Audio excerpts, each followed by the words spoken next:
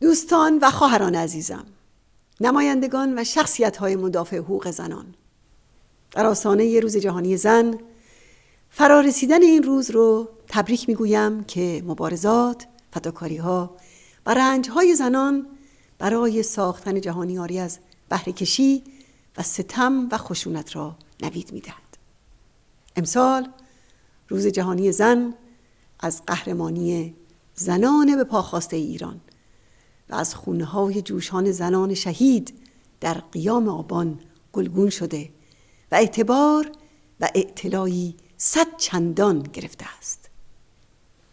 از سوی مردم و مقاومت ایران و به نام همه خواهران شهید و اسیرمان، روز جهانی زن در سال 2020 رو روز زنان شهید قیام آبان اعلام می‌کنیم.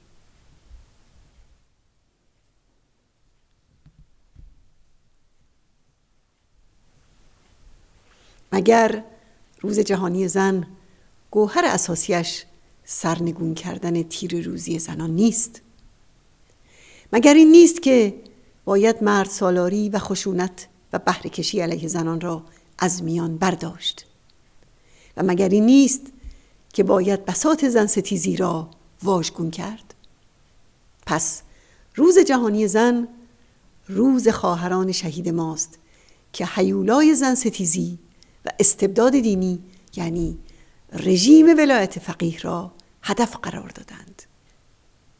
این است عزم سرخ فام زن ایرانی برای به دست آوردن آزادی و برابری و این بشارت سرنگونی حتمی رژیم ولایت فقیه است. از دهه 60 تا امروز هزاران زن پیشتاز که بخش اعظم اونها رو زنان مجاهد تشکیل می‌دهند و در رأس همه اشرف رجوی در رویارویی با رژیم آخوندی به شهادت رسیدند.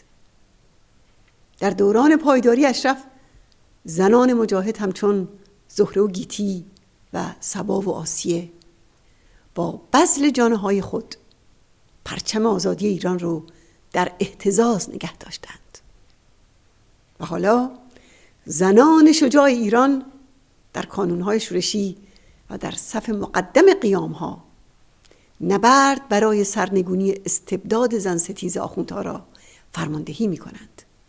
براستی چه گواهی بالاتر و روشنتر از این مسئولیت پذیری و نقش آفرینی پیشتازانه که شایستگی زن ایرانی را اثبات می کند.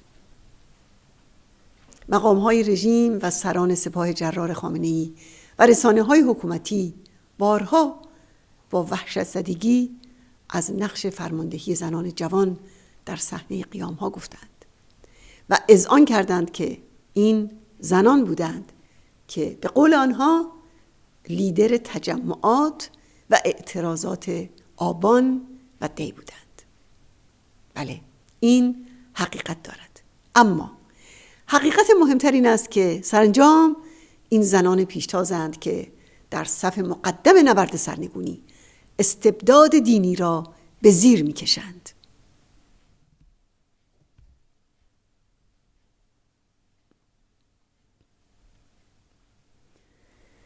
طرح رهایی ایران همان طرح نوعی که مردم ایران از طریق پیشگامان از خود گذشته‌اش در پی آن است، در این 4 واژه فشرده شده است: آزادی، دموکراسی، برابری و رهایی.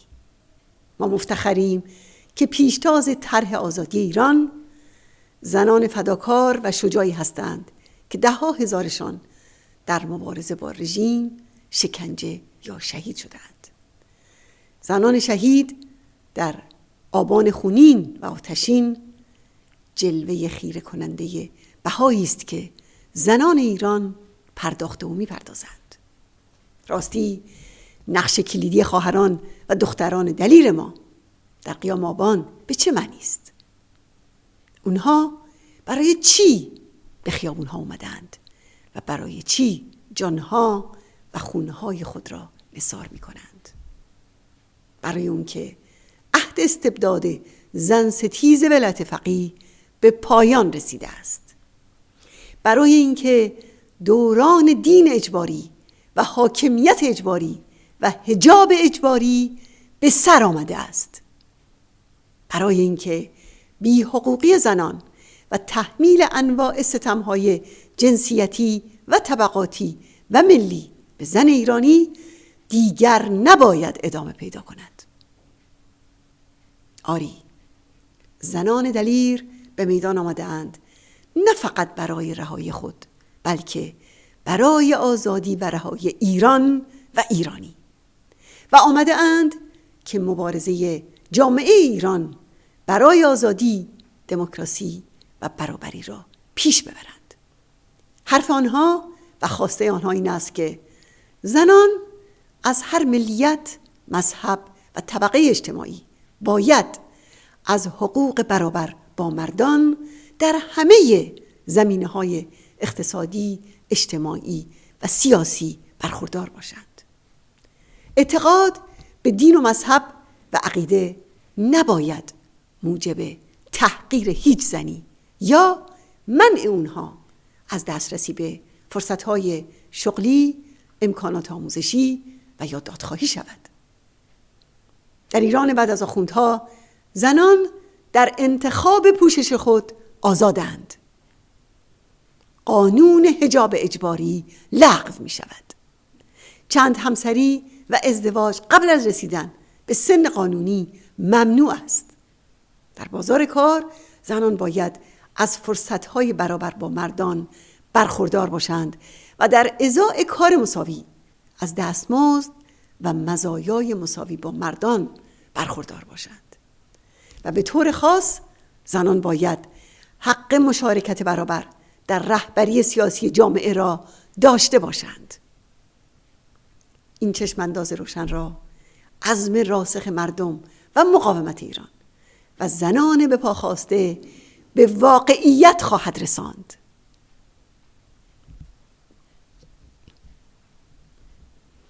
دوستان عزیز، رژیم آخوندها در محاصره اعتراضهای خروشان جامعه است.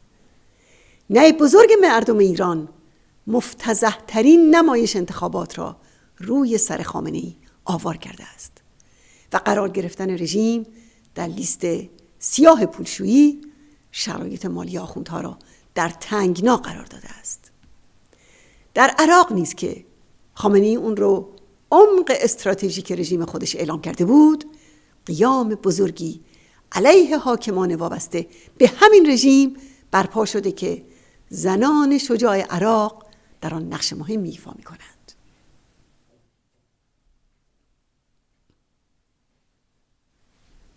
دوستان عزیز، در حاکمیت این رژیم هر حادثه طبیعی یا هر مشکل قابل پیشگیری از ویروس کرونا تا سیل و زلزله به مصیبت و بلای بزرگ برای مردم تبدیل میشه. مردم ایران به خصوص زنان نخستین قربانی تبهکاری آخوندها هستند. فاجعه کرونا در ابعاد کلان و در سطح سراسری جریان داره و رژیم درباره اون همون تجربه تلخ هواپیمای اوکراینی رو تکرار میکنه.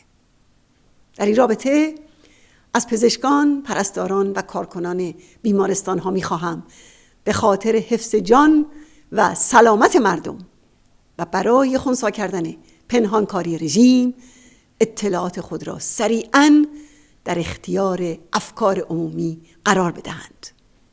به خصوص از سازمان بهداشت جهانی می‌خواهیم که یک گزارش مستند درباره تمام حقایق و آمار در مورد کرونا برای حفظ جان و سلامت مردم ایران و سایر کشورهای جهان در اختیار افکار عمومی و ارگان‌های بین‌المللی ذی ربط بگذارد. در پایان به رزم و مقاومت خواهران و دختران دلیرمان در کانون‌های شورشی و ایستادگی ستودنی خواهرانمان در زندان‌های سیاسی درود می‌فرستم و شما خواهران عزیزم را که در خارج ایران پیوسته برای آزادی و رهایی مردمتون در تلاش هستید به گسترش فعالیت برای حمایت از قیام‌ها و کانون‌های شورشی فرا می‌خوانم. بنابراین 1.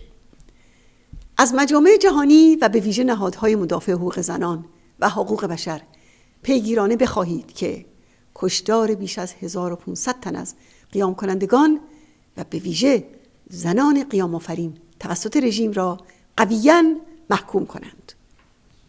2. از اتحادیه اروپا به ویژه دولت سوئد بخواهید رژیم را برای پذیرش یک هیئت تحقیق درباره وضعیت زندانیان سیاسی زن در ایران تحت فشار قرار دهند. 3.